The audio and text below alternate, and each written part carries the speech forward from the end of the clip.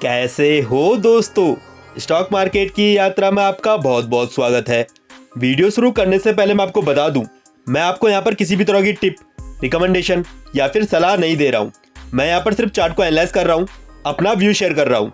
और अगर इस व्यू के बेसिस में आप किसी भी तरह की पोजीशन बनाना चाहते हैं तो पहले खुद भी सोच विचार कर लें, खुद भी कंपनी को चार्ट को एनालाइज कर लें या फिर किसी फाइनेंशियल प्लानर की हेल्प ले लें। तो चार्ट्स को एनालाइज करने से पहले एक बार मैं आपके लिए कॉन्टेक्स्ट सेट कर देता हूँ।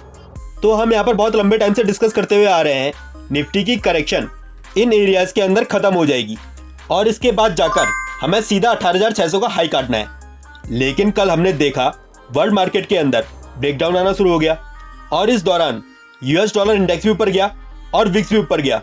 तो यहाँ पर हमको अलर्ट तो होना पड़ेगा। लेकिन क्या यहाँ पर हमको माल बेच देना चाहिए या फिर मैं बेचूंगा? तो सर, अभी तक हमारे चार्ट्स के अंदर जो भी हमने प्रीवियस एपिसोड में डिस्कस किए हुए हैं, चाहे वो इंडाइसेस के हो या फिर स्टॉक्स के हो, अभी तक उनमें कोई भी प्रॉब्लम नहीं है। और जिस स्पीड से दोस्तों हमने ऊपर की तरफ खींचा है और पूरी वर्ल्ड मार्केट को आउट परफॉर्म किया है, तो इस बात की प्रोबेबिलिटी बहुत हायर साइड में है, हम यहाँ से सीधा ऊपर काटेंगे। और यहाँ पर खेल दोस्तों 18,600 के हाई कटने का नहीं है, खेल यहाँ पर बहुत बड़ा है और हमारी यात्रा भी बहुत लंबी है। और इस चाल ने दोस्तों हमको ये भी बताया है, अगर वर्ल्ड मार्केट के अंदर नीचे की चाल कंटिन्यू हो जाती है और हम वापस से 15,000 या 14,000 की जोन में पहुंच जाते हैं, तो उसके बाद भी जो नेक्स्ट चाल शुरू होगी उसमें इंडिया ही पूरे वर्ल्ड को आउट परफॉर्म करेगा।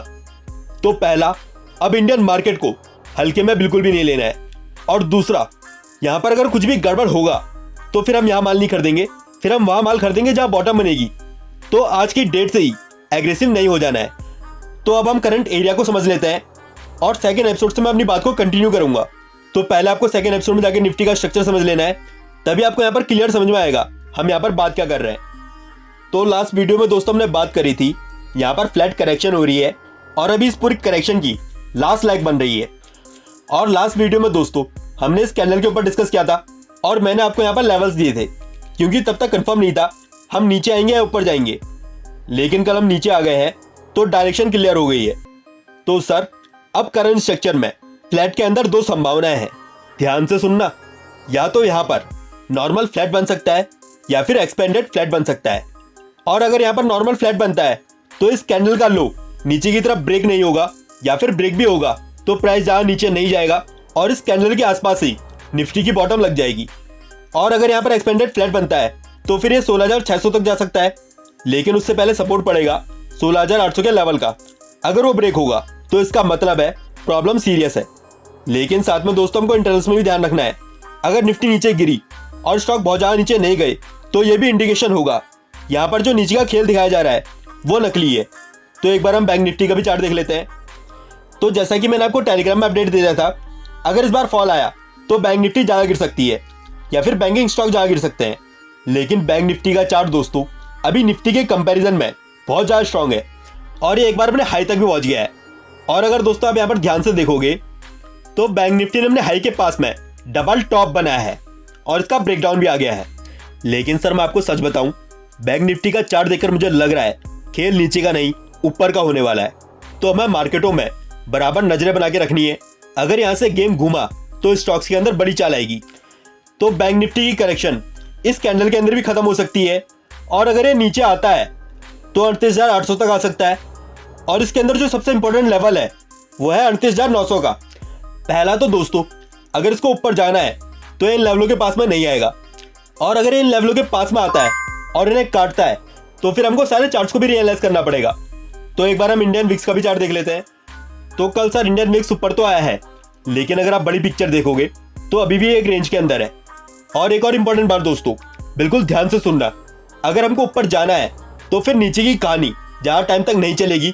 हम नीचे आ तो गए हैं या फिर थोड़ा बहुत और आ जाएंगे, लेकिन सर हम वहाँ पर रुकेंगे नहीं अगर हमें ऊपर जाना है। तो हम कुछ स्टॉक्स की भी चार्ट देख लेते हैं और पहला स्टॉक है कैन फिन होम्स।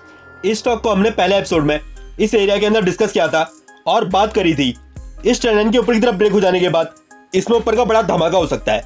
लेकिन इसने ऊपर की जगह नीचे काट दिया और जितने भी शेयर दोस्तों हमने डिस्कस किए हुए हैं उनमें से इकलौता शेयर है जो नीचे आया है। और अगर इस चाल में मैं रिट्रेसमेंट लगाकर देखूं तो ये अभी 62% के एरिया के पास में आ गया है। तो इसके अंदर भी दोस्तों हम नजरें बना के रखनी है, यहाँ से रिवर्स हो सकता है। लेकिन ये अभी भी अपने बड़े टाइम फ्रेम की करेक्शन के अंदर है, तो पहले एपिसोड में जाकर पहले इसके स्ट्रक्चर को समझ लेना है। तो हम नेक्स्ट चार्ट देखते हैं।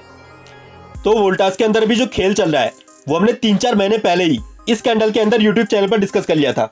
लेकिन सर अभी उस एरिया के अंदर पहुंच गया है जहां पर इसकी बॉटम बनेगी। लेकिन इस एरिया के अंदर इसमें 3-4 महीने की टाइम वाइज करेक्शन भी हो सकती है। लेकिन अब इसके अंदर जो नेक्स्ट चाल बनेगी और जो रिटर्न का साइज होगा वो बड़ा होगा, तो इसके अंदर बराबर ध्यान बना के रखना है। और 1065 के लेवलों के ब्रेक हो जाने के बाद हमें पहला इंडिकेशन आएगा इसमें ऊपर का खेल चालू हो गया है, और इसके बाद हम इसे रेगुलर देखना भी शुरू करेंगे। तो इस एरिया के अंदर इसमें बहुत स्मॉल क्वांटिटी के अंदर माल उठा लेना है, ताकि जब ये ऊपर को निकाले तो हमें से भूल ना जाए। लेकिन इसके अंदर क्वांटिटी बढ़ानी है जब ये लेवल ऊपर की तरफ ब्रेक होंगे। तो हम नेक्स्ट चार्ट देखते हैं। हीरो मोटोकॉर्प को दोस्तों हम पहली बार डिस्कस कर रहे हैं, तो एक बार मैं इसके स्ट्रक्चर को आपको समझा देता हूँ। तो हीरो मोटोकॉर्प के अंदर जो करेक्शन की शुरुआत हुई है वो हुई है 2014 से, और आज की डेट तक ये करेक्शन के अंदर ही है। और इसकी करेक्शन को लगभग 8 साल हो चुके हैं, और ये भी बड़े टाइम फ्रेम की करेक्शन के अंदर है। तो यहाँ पर बताया नहीं जा सकता है इसकी करेक्शन इस साल ही खत्म हो जाएगी या फिर ये आने वाले 4-5 साल तक करेक्शन में रहेगा। लेकिन इस करेक्शन के अंदर भी डबल हो सकता है। तो यहाँ पर लेवल्स के अकॉर्डिंग चलना है। तो जिन दोस्तों के पास पहले से ही माल है उनको मैं सपोर्ट लेवल बता देता हूँ।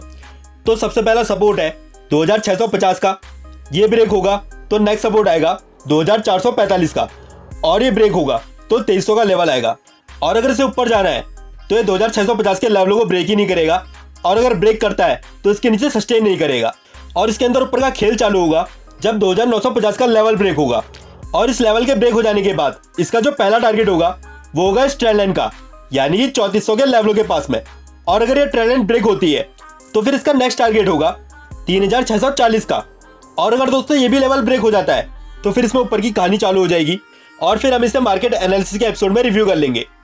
तो अभी तक दोस्तों जो भी हमारी कहानी है वो ऊपर की है, तो दोनों एपिसोड को अच्छे से जाकर देखना है, अच्छे से स्टडी करना है। अगर यहाँ से दोस्तों गेम घूमा तो बहुत बड़ा धमाका हो जाएगा जो स्टॉक्स हमने डिस्कस किए हुए हैं।